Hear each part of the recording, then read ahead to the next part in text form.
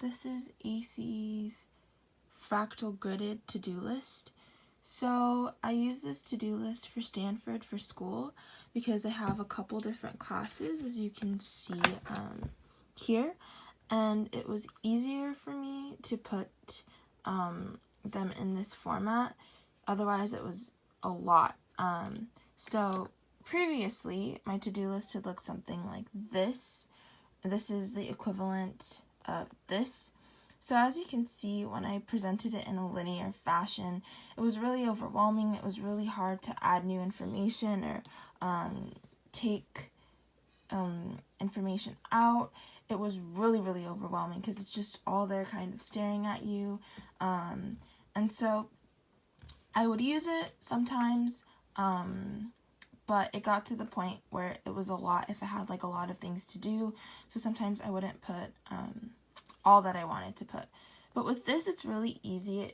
It's deceiving how much information you can put in here because each box has 9. So before you realize it, you actually can fill in not each of them, but in total you can fill in 72 things, and it doesn't really feel like that because I'm just breaking down, like for example, Psychology 70, which is social psychology.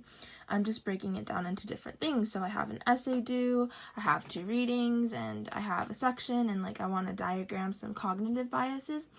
So that's 5 pieces of information for one class, but it doesn't feel as overwhelming as this, simply because of this format where I can easily compartmentalize each thing, and I can sort of focus on each block. I can see the thing as a whole.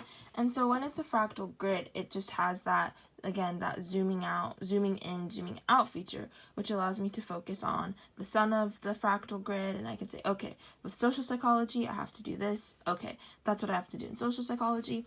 Or I can look, and based on the color coding, I can say, okay, these are the activities that I want to do today, or like immediately, or these are the activities I've already finished. While in something like a linear fashion, it's just a lot of visual information because you kind of don't have any center to look.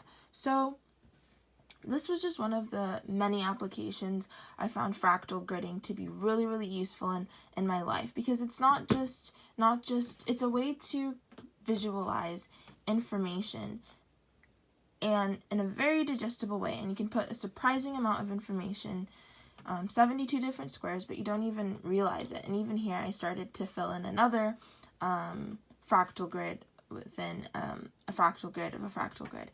So very quickly it can multiply. As I put here, there are a fractillion possibilities with the fractal grid.